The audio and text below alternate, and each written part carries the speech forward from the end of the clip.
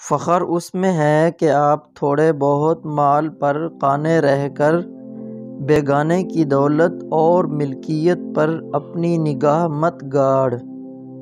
جو بھی اللہ نے تمہیں دیا ہے اس پر اگر تم راضی رہو گے تو خوش رہو گے، ورنہ ہمیشہ زندگی میں ذلیل و خوار رہو گے۔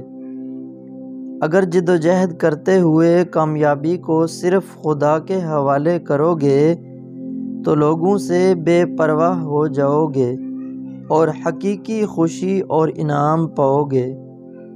اپنی زندگی میں خواہشوں کو اور اپنی ضرورتوں کو کم کرو گے تو ہمیشہ دائمی خوشی پاؤ گے۔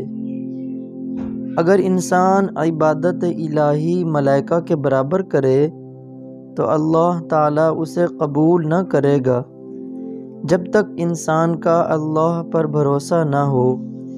پوچھا گیا کہ خدا پر بھروسہ کرنے کا طریقہ کیا ہے؟ فرمایا، جو چیز اللہ نے تیرے لیے مقرر کی ہے، یعنی خواہش، اس سے فارغ اور بے خوف ہونا کہ عبادت میں مخل نہ ہو۔ اگر تم بلند اور اعلیٰ مقام حاصل کرنا چاہتے ہو تو اپنی زندگی کو متوازن طریقے کے ساتھ بسر کرو، ورنہ زیادہ عیش و عشرت سے نہ زیادہ لاچاری میں۔ روزی طلب کرنا نہ ہم پر فرض ہے اور نہ واجب۔ حق تعالیٰ کے سامنے حق تعالیٰ کے گناہ کے ساتھ جانا زیادہ آسان ہے بنسبت اس کے کہ کسی ایسے گناہ کے ساتھ جائے جس کا تعلق بندوں سے ہو۔ اگر بلند آسمانوں جتنی عزت چاہتے ہو تو ہمیشہ صدق وعدہ کو لازم پکڑے رکھو۔